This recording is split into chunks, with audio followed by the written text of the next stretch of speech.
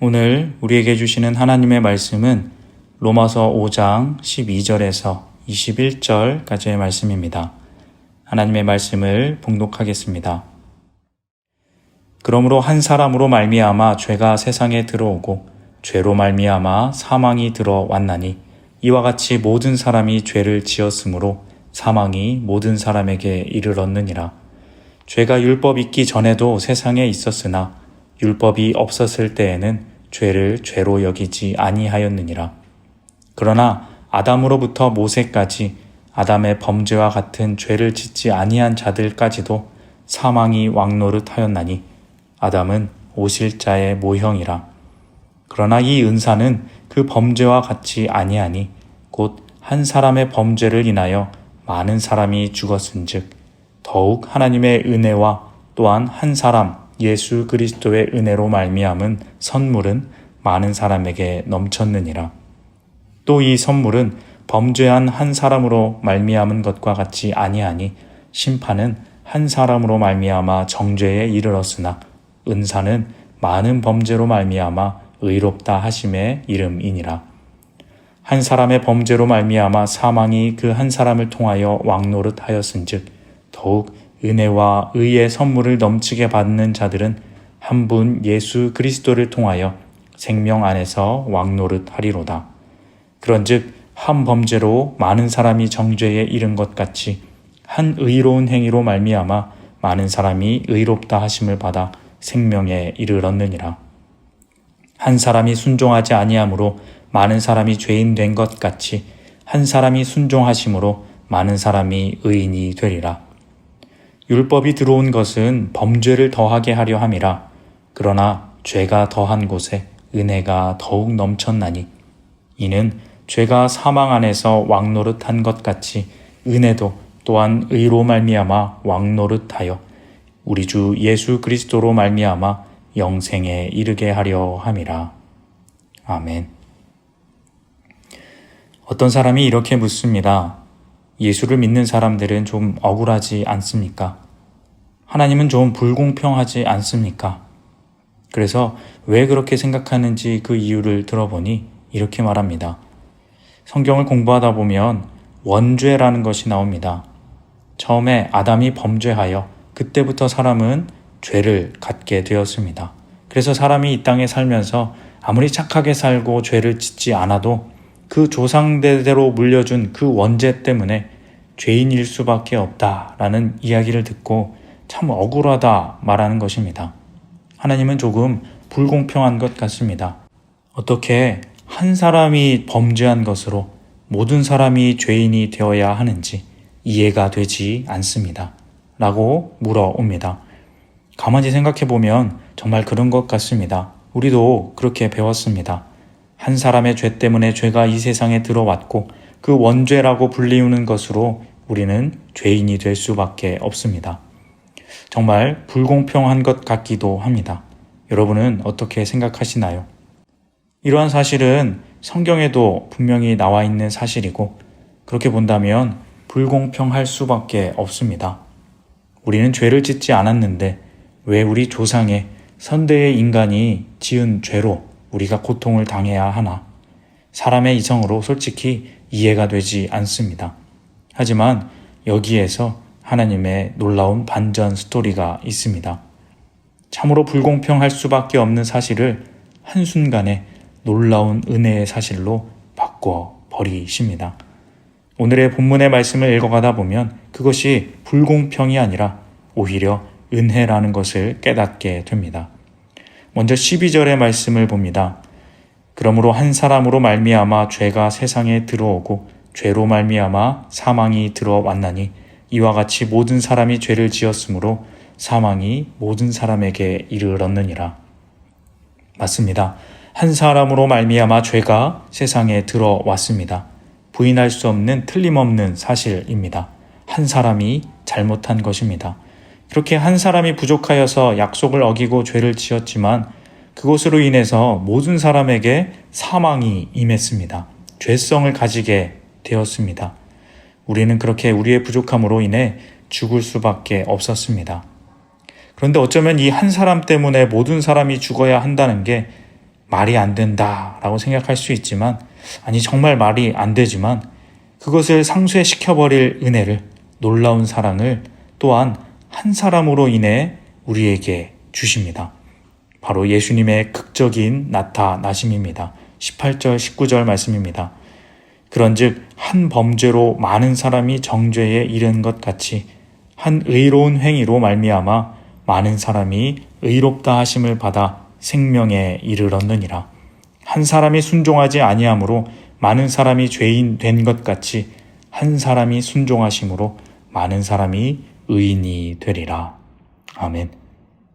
한 사람의 범죄로 인해 많은 사람이 정죄에 이른다는 것, 의문을 가질 수도 있습니다. 하지만 우리는 사실 그 의문조차 가질 수 없을 만큼 각자가 너무나도 큰 죄인임을 이미 알고 있습니다.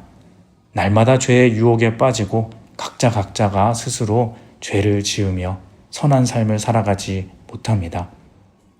그래서 그러한 질문조차 할 수 없는 존재이지만 그래도 한번 그것이 왜 그런지 감히 물어본다 해도 한 분, 예수님의 우리를 위해 죽어주신 사랑을 믿기만 하면 구원을 받는 그 은혜를 생각한다면 더 이상 할 말이 없어지는 것입니다. 한 사람으로 죄가 들어왔고 우리는 죄 때문에 죽을 수밖에 없었지만 놀랍게도 한 사람으로 말미암아 죽을 수밖에 없던 수많은 백성들, 예전에 아담 때와는 비교도 할 수 없을 만큼 수많은 사람들의 생명이 한 사람으로 인해 살게 되었습니다. 고린도전서 15장 21절 22절 말씀입니다. 사망이 한 사람으로 말미암았으니 죽은 자의 부활도 한 사람으로 말미암는도다. 아담 안에서 모든 사람이 죽은 것 같이 그리스도 안에서 모든 사람이 삶을 얻으리라. 아멘. 예수님이 죽은 자 가운데서 부활하셨습니다. 부활하셔서 모든 원수를 이기시고 사망을 이기셨습니다. 그 사실을 믿는 사람, 어려운 것도 아니고 그를 믿음으로 믿기만 하면 생명을 얻을 수 있습니다. 우리는 그런 놀라운 은혜를 받은 사람입니다. 우리는 그런 놀라운 은혜를 누리며 사는 사람입니다. 억울해할 것이 아니라 오히려 감사해야 하는 것입니다. 오늘 본문의 14절 말씀입니다. 그러나 아담으로부터 모세까지 아담의 범죄와 같은 죄를 짓지 아니한 자들까지도 사망이 왕노릇하였나니 아담은 오실자의 모형이라. 아담은 오실자, 즉 예수 그리스도의 모형입니다. 아담으로부터 죄가 들어와서 이제 사망이 세상 사람들에게 왕노릇하게 되었습니다. 죄의 다스림으로 살아가게 된다는 것이지요. 하지만 그러한 왕노릇은 그것을 완전히 반전으로 바꾸실 예수 그리스도가 오신다는 예고 같은 것이었습니다. 왕노릇의 모형이었습니다. 하지만 그 모형은 온전하지 못했습니다. 그저 말 그대로 모형이었습니다. 진짜 왕은 따로 있었습니다. 15절 말씀입니다.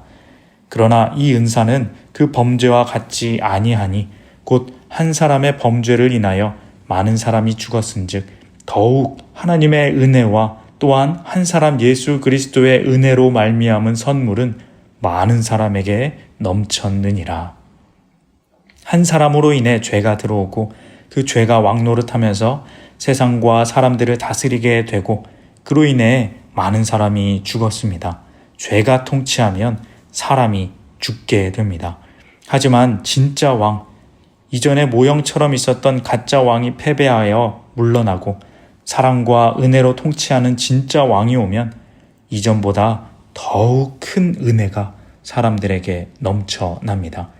이전에 있었던 것, 불공평하다 느껴지고 불합리하다 느껴지는 것들을 다 상쇄해버리고 오히려 내가 이것을 다 받아도 되나 하는 생각이 들 정도로 넘치는 선물로 우리를 풍성하게 해 주신다는 것입니다. 16절 말씀입니다. 또 이 선물은 범죄한 한 사람으로 말미암은 것과 같지 아니하니 심판은 한 사람으로 말미암아 정죄에 이르렀으나 은사는 많은 범죄로 말미암아 의롭다 하심의 이름이니라.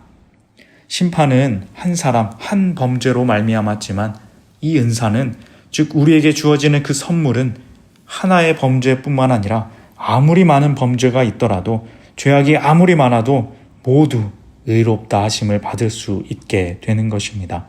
이것이 바로 하나님의 놀라운 반전 스토리입니다. 왕 되신 우리 예수님의 통치의 비밀입니다. 그런데 이 이야기는 여기에서 끝이 아닙니다. 사망이라는 왕의 통치 아래에서 죽음의 고통을 받고 있던 사람들이 새로운 왕 예수님의 오심으로 해방되고 생명을 얻었는데, 이야기는 거기에서 끝나는 것이 아니라 이제 그 백성들이 이제 말도 안 되는 은혜로 왕이 된다 하십니다. 17절 말씀입니다. 한 사람의 범죄로 말미암아 사망이 그 한 사람을 통하여 왕노릇하였은즉 더욱 은혜와 의의 선물을 넘치게 받는 자들은 한 분 예수 그리스도를 통하여 생명 안에서 왕노릇하리로다. 예수님의 통치하심은 정말 상상을 초월하도록 놀랍습니다. 예수님은 위에서 복종을 강요하며 군림하는 그런 세상의 왕의 통치 방식으로 다스리시는 것이 아니라 백성 한 사람 한 사람이 왕이 되어 통치하며 왕노릇하도록 높여주십니다. 그렇게 주권을 가지고 힘을 가지고 살아가도록 은혜를 주시는 것. 이것이 하나님의 구원 이야기의 마지막 내용입니다. 그리고 그 이야기의 주인공, 왕이 된 백성은 바로 우리, 저와 여러분인 것입니다. 죄가 더한 곳에 은혜가 넘치는 반전 스토리, 그 대단원의 마지막은 나를 향한 사랑이었습니다. 사랑하는 성도님 여러분, 우리는 이러한 은혜를 받은 자입니다. 세상의 눈으로 보면, 그리고 그 깊은 뜻을 알지 못하고 겉표지만 보거나 대충 앞에만 훑어본 사람은 그 책의 내용을 알지 못하고 비판하고 불평하고 오해합니다. 불공평하다 합니다. 어떻게 그럴 수 있느냐? 어떻게 한 사람으로 인해 모두가 죄인일 수가 있느냐? 하지만 이 이야기를 깊이 들여다보면 오히려 하나님의 더 큰 사랑이 있는 반전 스토리가 있음을 알게 됩니다. 그리고 그것은 결국 나를 향한 하나님의 사랑 이야기입니다. 죄로 인해 죽을 수밖에 없던 나를 살려주시고 생명을 주시고, 그것도 모자라 왕으로 세워주시고 왕노릇하게 하신 것입니다. 그것이 바로 예수님의 은혜입니다. 하나님의 사랑이 담긴, 사망과 죄에서 생명과 하나님 나라로 변하게 되는 감동이 있는 드라마인 것입니다. 오늘 우리의 삶이 그 사랑을 받은 자답게 살아가는 삶 되길 원합니다. 복음의 그 깊은 사랑의 이야기를 올바로 알고 그대로 살길 원합니다. 그 사랑을 받은 자로서 죄악을 이기고 사랑으로 왕노릇 하시길 바랍니다. 예수님처럼 섬기고 그 사랑으로 어디서나 승리하며 담대하게 하늘나라의 삶 살아가시는 우리 모두가 다 되시기를, 풍성한 생명을 누리는 복된 우리 모두가 다 되시기를 주님의 이름으로 소망합니다. 기도하겠습니다.